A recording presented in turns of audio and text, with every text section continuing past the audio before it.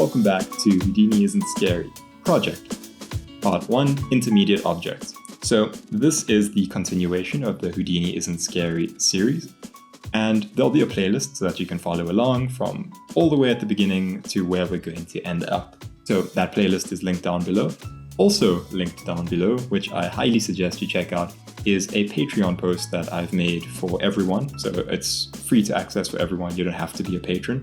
And we go over everything covered in this tutorial. There's some nice diagrams and things in case you would like further explanation on what we're doing.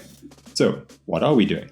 Well, this is pretty cool. There's been a bit of a trend recently when it comes to 3D and these sort of simulated videos. And so it's this minimalistic but comical style where it's very clean and the colors are very refreshing. And if you're not exactly sure what I'm talking about, I have a few Instagram pages that you can check out to get a better idea.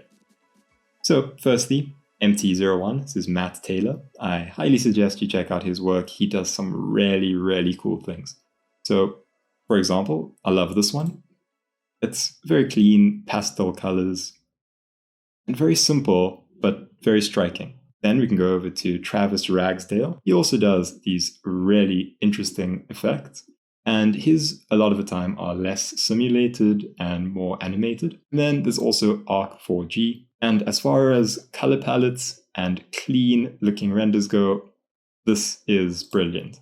So I love the things that they make over here. Super simple, but really nice colors and a really simple simulation. We're going to be doing something similar. So let's not waste any time. Here's the idea really quickly. We have a cool background made up of some blocks. We also have a platform. That platform is our stage, and we're going to have a pipe above it, a fancy pipe. And then we're going to drop a cool ball, and that ball is going to fall through the pipe. It's going to bounce twice on our platform, and on the third bounce, it'll turn into a liquid. Awesome, let's go. In Houdini, let's begin with a fresh setup, and let's just go to our object network, press tab, and type geo. That'll bring in a geometry node, and we can rename this node to platform. And now we can dive inside. So the idea for this platform is basically to just create a stage where we're going to be having our object. So we can drop down a box, and it's fine like that. What we're going to do next is bevel it. So drop down a poly bevel node. Now, poly bevel will bevel the edges of our cube, and I suggest you do this in most cases, because it is not very often that an object in real life has a perfect 90-degree angle between its two faces, right? It often has a slight taper towards the edges. Nothing is that perfectly sharp, so you can plug your box into this poly bevel, and we'll just give this a distance of 0.005, right? So a very slight bevel, and then increase the divisions to 3. Great, so now we've got this very slightly beveled box, and we can just change its position in space. I'm going to bring it down a bit because the idea is to have a pipe at the top and this box over here and a ball that falls through and bounces on this box. So we want a bit of space between our box and where the pipe is going to be. So let's translate it down by 0.25. So negative 0.25. And then lastly, what we're going to do is we're going to give this some normals. So drop a normals node and plug your transform into the normal node. What we're going to do is we're not going to go by vertex angle. We're going to do it by face area. And you'll notice something when we change this. If we go by vertex area, the way that light affects this in the scene is that you can see over here, if we go at an angle, it's basically half gray, half black. But if we change this to by face area, each face gains a single color. And this is perfect for the style that we're going for, because normals actually control the way that light interacts with a surface. So by making it a face area, we're saying take the face of this and make that the normal. So make it perpendicular to each face, basically. So that's great for a minimalistic effect because light will hit this as if it were a flat surface, and that's exactly what we want. So now we can drop down a null, plug your normal into the null, and we'll just call this platform out. Platform underscore out. Right? Super simple. We just have this beveled box. Next, we can create the pipe that we want. So let's create a geo node, and we can call this one pipe. Dive inside of this pipe node, and we still have our box ghosted, and that's good. Remember, top right, you can change the ghosting over here. So we want our box ghosted so that we know where to position our pipe. Let's begin by creating a tube, and we're going to change this from a primitive type of primitive to a polygon. So that gives us faces to work with. We can then give this a height of 5 and increase the rows and columns. So we'll do 20 rows, 20 columns. 20 rows, 20 columns. Right, great. And we're just going to transform that up because currently it's below the origin. So transform this up by about 5.5. Right, so over there. And now it's above our box, and it's too big at the moment, but we'll get to that. Now that we have this basic pipe, it's often a good idea to group things like this where you know that you're going to be adding a bit more to it, so that later on, if you want to affect certain parts of it, you can just using the group. So in here, we'll press Tab and type group. Drop down a group node, and we're going to be grouping all of the primitives inside of this. And the name that we're going to give it is actually going to be an HScript expression. What we're going to do, and we've seen this in the last tutorial, is type $OS. Now $OS is the node's name. So if we take a look at this, this is the node's name, group 1. And if we check the information on this node, you'll notice that we have prim groups, group 1. That means that we can change the name over here to something like glass pipe group. And if we take a look at our node information now, we now have a prim group called glass pipe group. All right, so now let's add some more parts to this. We're going to add another tube over here. And now we're going to set its display flag. So set the display flag. And now we have this new tube, and we can set this to a polygon mesh and increase the rows and columns. So we'll increase this to 10 rows and 50 columns. So it's a nicely divided tube. Now we want to position this based on our existing tube, but we can't see where our tube is. And this is something that I haven't shown you before, but we have all of these options when we hover over a node. And one of them is to template it. Now when you template a node, it shows a ghosted version in your scene view. So you click on that, and much like how we have our cube ghosted, we can also see things within this node that are templated. So now we can position this based on that. So grab a transform node, plug your tube into it, switch to transform handles, and when you have your transform node selected, you'll be able to transform it and affect these settings over here. So let's just move it just to the edge of the glass, like that, and that looks about 2.5. Yeah, so 2.5 seems good. Now we can poly extrude this. So drop down a poly extrude node, and after your transform, just plug in your poly extrude. Now we're going to give this some distance. We're going to push it out a bit.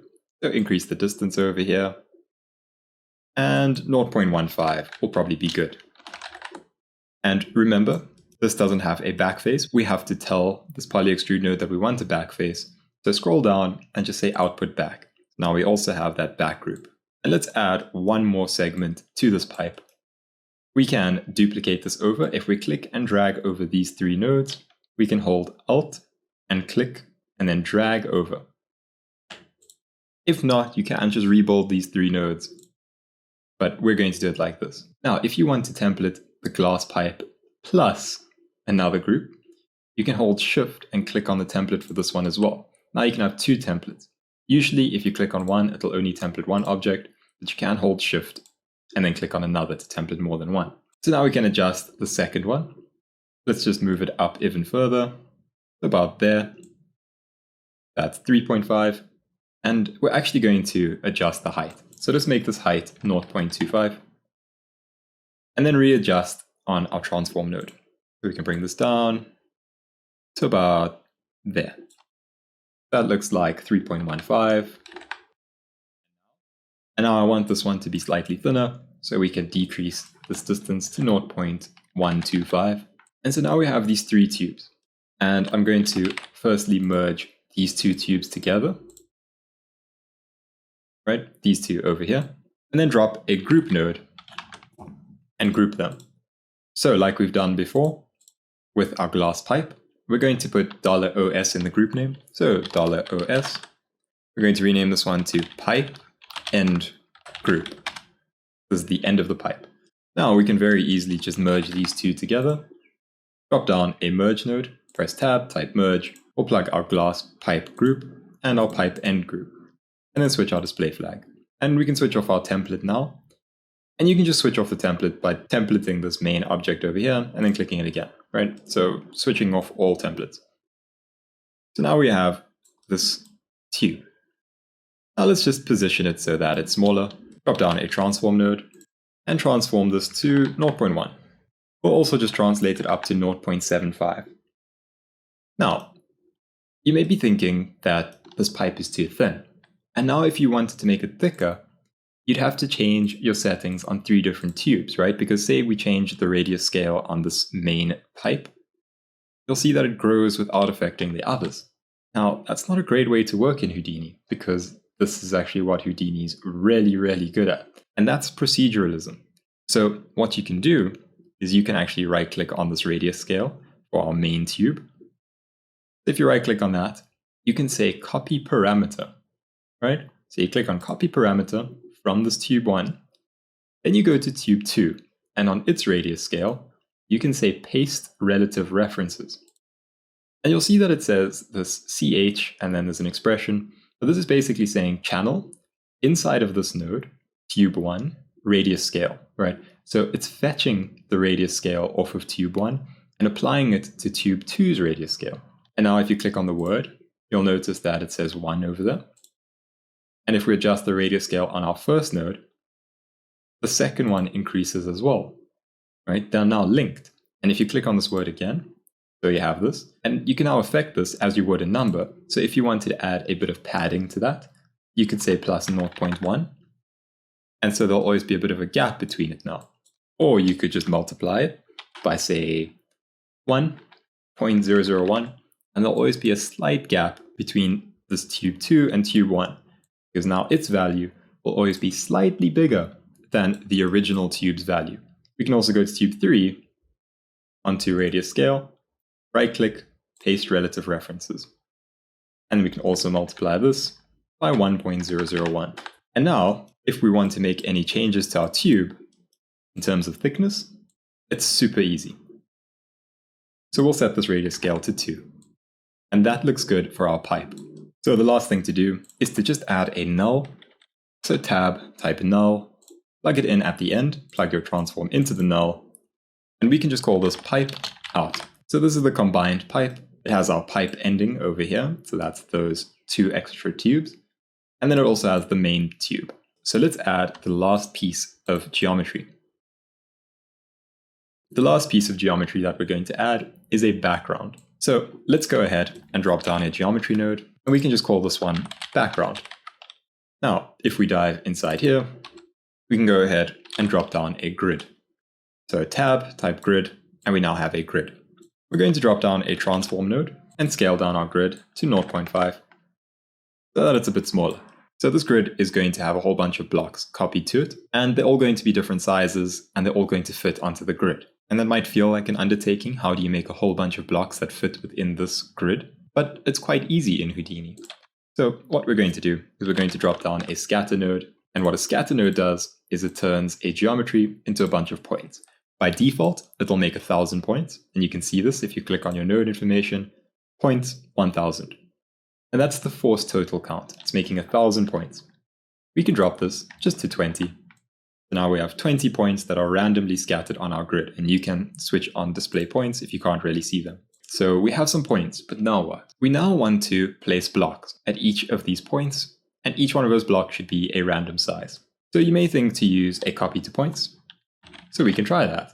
Let's do a copy to points, and we're also going to need a cube. So let's drop down a box, and to the right over there. And now into your first input, you want your geometry. So we'll take box, and then scatter into the second input.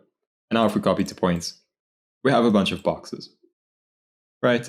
But that doesn't look great. So how can we vary their size?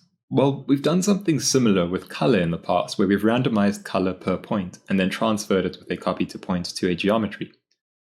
So the way to do it would be to drop an attribute randomize. And we're just going to plug it in between our scatter and our copy to points. And this time, the attribute that we're going to randomize is p-scale. So under this attribute name, you can type p-scale, and it's all lowercase, and that's important to remember that it must be lowercase. And we can also just give it a minimum value over here of 0.1. If we take a look at our copy to points, we have different size cubes being copied. But what you'll also notice is that they're at different heights now. So some of them are lower, some of them are higher. How could we adjust that so that they're all in line? Well, if we go onto our box, if you go over here and change your center to 0.5, it will move it up 0.5 on the y-axis, and 0.5 is half of 1. So what you're doing is you're moving it up by half of its total height. That means that its center is no longer in the middle of the cube, but now at the base of the cube. And if you want, you can even create an expression, because you know that this needs to be half of this. So you can right-click on your y-axis size, say copy parameter, and under center, right-click and say paste relative references. And then say divide by 2. Now, no matter what your size is, it'll always be at the base. Great, so now that we have these boxes being copied, we can also flatten them a bit. We can set the scale to 0.2. And then we also want to add a bevel, so drop down a poly bevel, and we'll put it before our copy to points. And remember, everything that we do above this copy to points with our geometry will be done for every single point. So the best solution for us is to bevel before it goes into our copy to points, because if we do it before, it only technically has to do it on one box, and then it just has to copy those boxes. But if we do it afterwards, it has to do it on multiple boxes.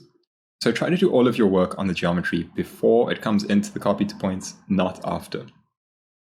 On this poly bevel, we're going to do what we've done before, just a distance of 0.005, and then 3 divisions. And remember, with our platform, we also added some normals. So let's also do that. Drop a normal node, plug it in over here, and we'll say by face area, copy to points. Right, so now we've got a bunch of boxes. Now, they're all randomly spaced, but how could we get them so that they fit together nicely? Well, there's a great thing that works with p-scale in Houdini, and that is the relax node. So you can type point relax, or just relax, and then plug this in between your attribute randomize and your copy to points. And what does this do? So what the relax node does is it checks for p-scales, and you can see it over here, it says point radius attribute p-scale, and then it imagines that there's a sphere around each of these points that is the size of the p-scale. So perhaps over here, there's a sphere that has a size of 0.5, and this one has a size of 1. And if those two spheres intersect, it will move this point away, right? It will relax those points away from each other. And we can actually visualize this. So don't follow along with this part. I just want to show you how this looks. So if we do a copy to points over here with a sphere, plug the sphere in over here and the copy to points over there, right? As you can see, it will create a bunch of points, and this is what we had with our cubes. But if we change some settings on this relax node, we can space these out evenly. So if we say relax in 3D space, and then increase the max iterations, you'll see that they move apart from each other. They're no longer intersecting. And the second input that this relax node has is this adhere to surface. And you can just give that a surface to adhere to. So we can take this transform node and use it as the surface to adhere to, and it'll do its best to pack everything into that surface area. And now the really cool thing about this, so just for example's sake, if I change this attribute randomize scale to 0.5 and then increase the scatter, as we scatter, it'll pack these points, right? It'll pack and relax, and it'll do its best to keep them all spaced out. So what we can do is just go back to our scatter node, change this back to 20, attribute randomize maximum value back up to 1, and our relax max iterations will keep at 100. We can delete our sphere and copy to points and continue. So as you can see, they're now nicely spaced out. But I actually don't want them to be so nicely spaced. I do want there to be some sort of overlap. So on our attribute randomize, I'm going to set the maximum value to 2. So now that we have a maximum value of 2, there's some overlap. And I'm also going to increase this iteration count to 500. So max iterations to 500. And now we have some overlap, but it doesn't look bad. I'm also going to flatten these boxes even more, 0.1. Yeah, I like the way that looks. Great. So now that we have that, we can also just drop down a grid, then drop down a merge node, because we want to merge it with our existing blocks. Combine it with your grid and use your merge.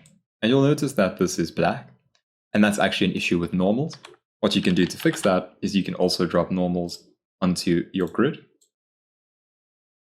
And now everything has normals and doesn't have an issue. So now we also just want to move our grid up very slightly so it actually overlaps all of these blocks. So drop down a transform node. You can plug it in either between the grid and normal or between the normal and the merge node. And I'm just going to move this up very slightly. Just like that. So now we can disable points if we want. So now the last thing to do is just to drop down a transform node and adjust where this is positioned in space. Because currently this is in line with our platform, but we actually want it slightly below. So with your transform node selected, you can switch on transform handles and bring this down a bit. So we'll do minus 0.75, and that looks good over there. And then the other thing that I'm going to do is drop down another transform node. And this one is going to have a different purpose. This one is going to be used to flip our ground plane into a wall that we can use as a background. So we're going to drop this transform and give it a translate of minus 90. And then we can template our other transform for our ground. And then move this one back. Remember, the transform that you're affecting with the transform handle is the one you have selected. So I'm going to move this back about minus 2.5. And that should be good. So now what we can do is we can drop down a merge node. And we can actually merge these two transforms together because we want a ground plane and a wall plane. So just merge those two, just like that. And then you can drop a final transform if you want to make any sort of changes to this. So our camera is probably going to be positioned about here. So maybe you want that back block to line up nicely with this pipe. In which case you can just slide this over until it's centered, right? But we can do that again at a later stage. Just having this transform here is nice. We can just drop a null, and that will be the last step. Rename this to background underscore out. Set your display flag, jump up a level, and this is what we have. And so now that we have this, we are going to be using this in the next part, and you can just go File, Save As, and find a place to save this. So let's just save it over here, make file, Houdini isn't scary project, and in here you can just call this part1 underscore intermediate objects, accept, and it will be saved.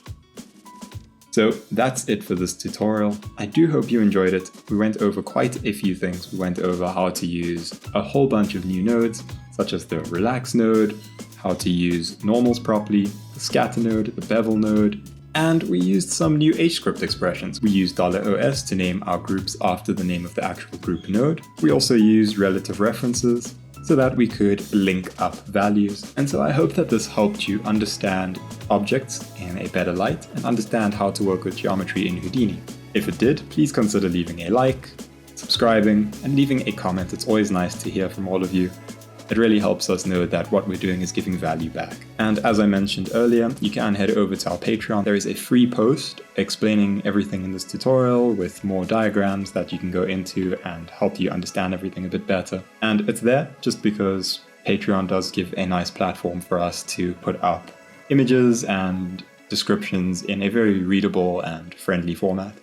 So go check it out there, it is free. And so yeah, thanks for watching. I'll see you next time with part 2. Until then, bye.